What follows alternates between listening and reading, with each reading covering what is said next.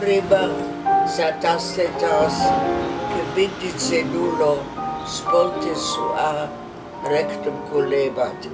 And that being in German, in English, there were a golden era, there were no laws on the wall and no police, and everyone acted perfect, according to the law.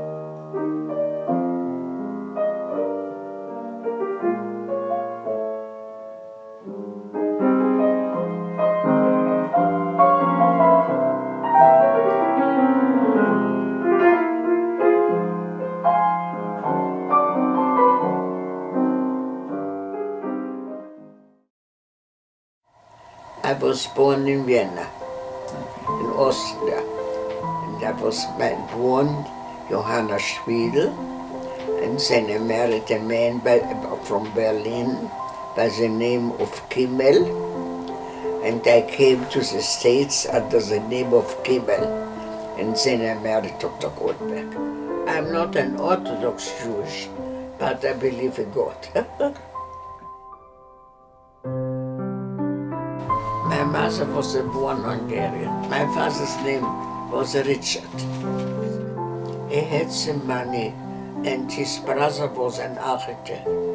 So they built houses and sold them. My father had no idea that he was Jewish, because his parents had what you call a farm, a very big place in Austria where there is no gymnasium. So they sent him to Milk on the Donau, to the monastery.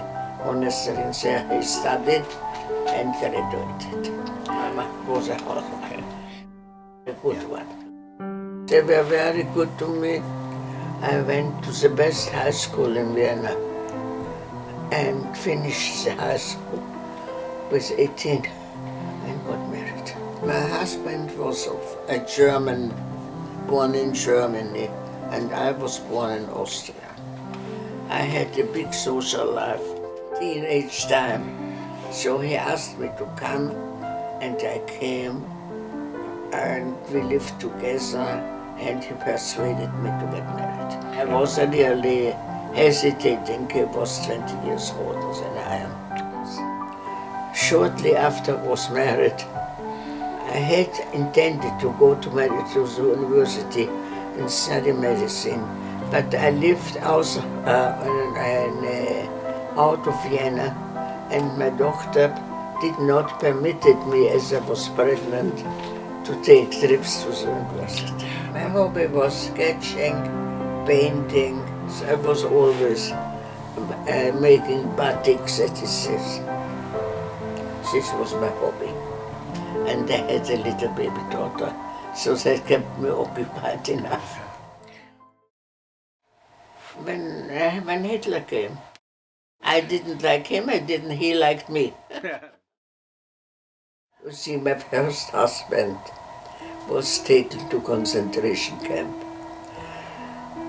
And there was a time when they call in Germany Lagersperre, that no one gets out.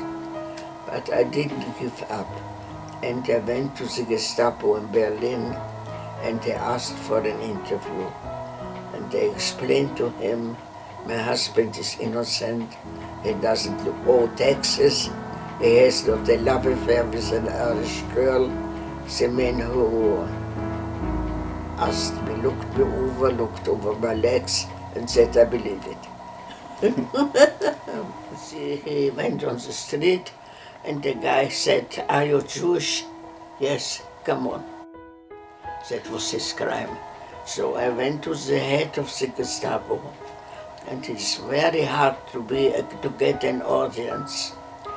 So I succeeded, and I was very nicely dressed, and I was young, And I told him, I don't think you keep innocent people. I was not afraid at all. I was 28 and I was very self-conscious and not afraid. So he said, I tell you, I promise you one thing. We were looking over his past and we don't think any negative sentence. He will be Sunday free. And Sunday you can come in the morning, that was in München, to get your husband. He was there and he was all over his blue from beating. I took him first to a hotel and let him take a bath and recover and ordered a nice meal, and slowly he came to himself. It took a lot of energy, but I believe in God. I succeeded to get him free, and I had everything prepared for the trip. I bought him a new outfit because his suit was torn to pieces. My daughter was 6 years old. I had already tickets for a boat to Israel. Because in Israel is a law, not like in America you have to prove. In Israel is a law, when you are Jewish you can come.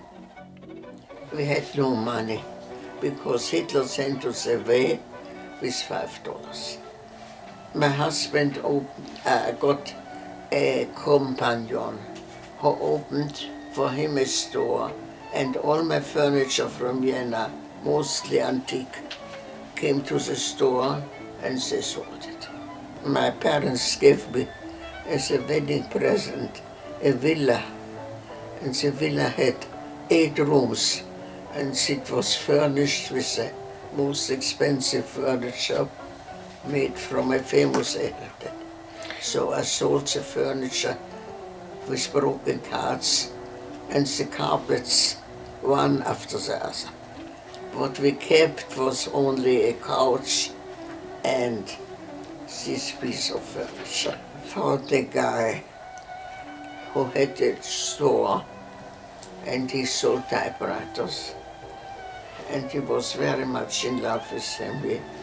And so I started to make different necklaces, and he gave me a part of a store where I could put some board in and a part of his window, and we got an apartment. Very good. It was opposite the biggest hotel. My husband unfortunately couldn't learn the language, but I was gifted for languages and spoke it fluently in 1 month. And Hebrew is not the easiest language of the world because there's another alphabet, but I succeeded. You see, I had a good knowledge of Latin because I studied Latin 18 years. I thought what I can do, and really I had nothing learned. I was a girl from a very wealthy family and not no profession. I only knew what any girl in Vienna knows, how to knit a pullover. So my mother-in-law introduced me to a very nice lady, and the nice lady said, let's open a store. I give you money and I can give you a guarantee for salary for a year.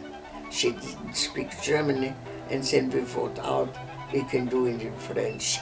My French is quite perfect, and she was brought up in France. She took me to a wholesale wool, and we bought wool.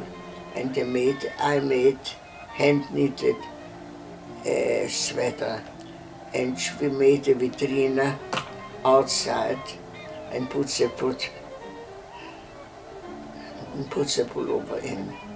And then my business in 6 months was flourishing. I sell the wool, and if you pay the wool, I give you instructions. And that was working very well. My husband was really still, his mind was not okay, beaten up from the concentration camp, and he still cried in his sleep, and he was not ready to work. My husband needed approximately 2 years to get normal. My husband got a stroke, but very long ago, and that was in Israel, and he stayed in Israel. My own child, I gave her when she was 14 to a Swiss school. I had a villa near in the suburb of Vienna. I look in my villa in best surroundings for the cultivated guy as a paying guest. My husband here, Dr. Goldberg, answered me, and he said in his letter and in phone calls, and he had a beautiful voice. He sounded very good to me. I got a letter from him in phone calls, and he said, I'm a still working physician, and I can't come to you, but I invite you to come to me. And he sent me some air tickets, and I sent them back. Because I felt when they come with the stick-paid tickets, I'm some way obliged. And I didn't want that. I told him on the phone, I don't want to be obliged. If I like you, I stay with my own will, but not obliged to paying tickets. Yeah, and then I met him, and he was an outstanding personality. He was in Berlin, and Caruso was his patient, his most famous patient. Because Caruso had a sickness when he was on the stage, suddenly he couldn't sing. His voice got away. And my husband studied his life and said, I can cure you. But he asked for a very high sum, and Caruso was stingy. He said, no, I don't want to pay that much. So my husband said, I make with you an agreement.